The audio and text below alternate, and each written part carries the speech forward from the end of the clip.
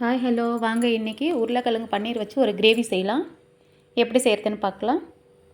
முதல்ல 2 உருளைக்கிழங்கு எடுத்து மீடியம் சைஸை கட் பண்ணி ஆயில் சூடு இருந்தோம் அதில் சேர்த்துக்கலாம். கொஞ்சமாக மஞ்சள் பொடியும் உப்பும் சேர்த்து நல்லா பொன்னிறமாக ஃப்ரை பண்ணி ஒரு பிளேட்டில் மாற்றி எடுத்துக்கலாம். பாருங்கள், மீடியம் சிம்மில் தான் வச்சு நம்ம ஃப்ரை பண்ணணும். இது ஃப்ரை பண்ணிவிட்டால் சீக்கிரமாக வெந்துடும். அதனால தான் நம்ம ஃப்ரை பண்ணுறோம். நல்லா டேஸ்ட்டும் கொடுக்கும். கண்டிப்பாக இந்த பன்னீர் ரொம்ப சூப்பராக நல்லாயிருக்கும்.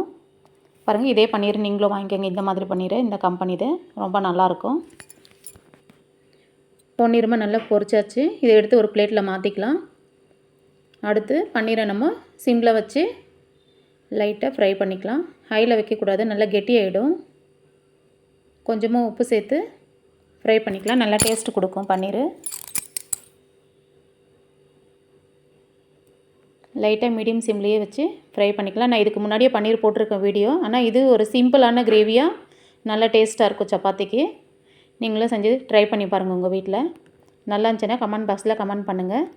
பன்னீர் நல்லா ஃப்ரை பண்ணி ஆகிடுச்சு. ஒரு பிளேட்டில் மாற்றிட்டு மீடியம் சைஸில் 2 வெங்காயம் எடுத்து பொடியாக கட் பண்ணி வச்சுருக்கேன். அதே ஆயிலில் நம்ம சேர்த்து கொஞ்சமாக மஞ்சள் பொடியும் உப்பும் சேர்த்து நல்லா சிம்மில் வச்சு ஃப்ரை பண்ணி எடுத்துக்கலாம். பொன்னிறமாக வர அளவுக்கு தீயாமல் ஃப்ரை பண்ணிக்கலாம். 2 வெங்காயம், கொஞ்சம் வெங்காயம் நிறைய இருந்தால் கிரேவி வரும். நம்ம அரைக்க போகிறதில்ல, ஏன்னா அப்படியே பேஸ்ட்டு தான் பண்ண போகிறோம். நல்லா வதங்குச்சுன்னா தக்காளியும் நல்லா ரெட்டு கலரில் பழமாக இருக்கிற தக்காளி எடுத்து 2 அதையும் பொடியாக கட் பண்ணி நம்ம வச்சுக்கலாம். வெங்காயம் நல்லா இந்த அளவுக்கு வதங்குனுங்க. வதங்குச்சுன்னா நல்லா டேஸ்ட்டாக இருக்கும். கொஞ்சம் உப்பு சேர்த்துட்டா நல்லா சீக்கிரமாகவே வதங்கிடும். அதனால தான் எல்லோரும் வெங்காயம் வதக்கும்போது உப்பு சேர்க்குறாங்க. பாருங்கள், நல்லா பொன்னிறமாக இந்த மாதிரி வதங்கணும் தீயாமல்.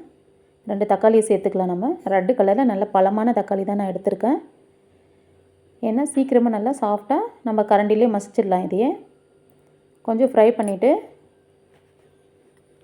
நம்ம ஒரு பிளேட் எடுத்து கவர் பண்ணி வச்சிடலாம். சிம்மில் வச்சுட்டு கொஞ்சம் நேரம் ஒரு 2-3 நிமிஷம் மூடி வச்சுட்டா நல்லா சாஃப்ட் ஆகிடும். பாருங்கள், நல்லா சாஃப்ட் ஆகிடுச்சு. கரண்டிலே நம்ம நல்லா மசிச்சு விட்டுக்கலாம். இதுக்கு தேவையான மசாலா ஒரு பிளேட்டில் நம்ம ரெடி பண்ணி வச்சுக்கலாம். இது நல்லா மசிட்டோம். நம்ம ஒரு பிளேட் எடுத்து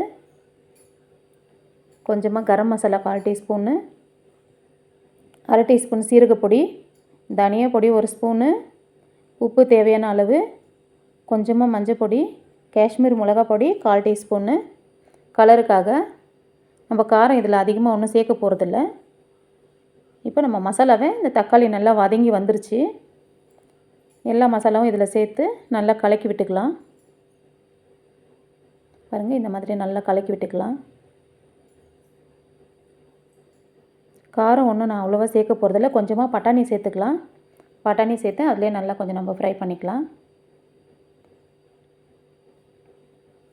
நல்லா ஃப்ரை ஆகட்டும். கொஞ்சம் ஃப்ரை ஆனதும் நம்ம இப்போ பொரிச்சு வச்ச உருளைக்கிழங்கு எடுத்து இதிலே சேர்த்துக்கலாம்.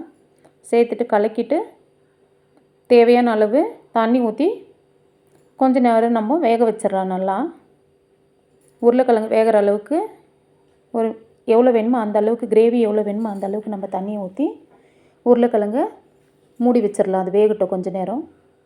ஒரு 5 மினிட்ஸ் கூட ஆகாது, சீக்கிரமாகவே வெந்துடும் இது. ஏன்னா நம்ம எண்ணெயில் நல்லா ஃப்ரை பண்ணியிருக்கிறோம் இல்லையா, சீக்கிரமாகவே வெந்துடும். பாருங்கள், இந்த அளவுக்கு தண்ணி போதும். கலக்கிட்டு உப்பெல்லாம் கரெக்டாக இருக்கா பார்த்துட்டு நீங்கள் மூடி வச்சுருங்க. இது வேகட்டும். நல்லா டேஸ்ட்டாகவும் சூப்பராகவும் இருக்கும். வீடியோ முதல்ல பார்க்குறவங்க சப்ஸ்கிரைப் பண்ணிவிட்டு பாருங்கள். பாருங்கள், நல்லாவே வெந்துருச்சு. இப்போ நம்ம பன்னீரை சேர்த்துக்கலாம். பொரிச்சு வச்சுக்கிற பன்னீரை சேர்த்துட்டு லைட்டாக கலக்கி விட்டுட்டு ஒரு 2 நிமிஷம் ஸ்டவ்வில் வச்சுட்டு பன்னீர் கிரேவியை ஆஃப் பண்ணிடலாம். பாய்.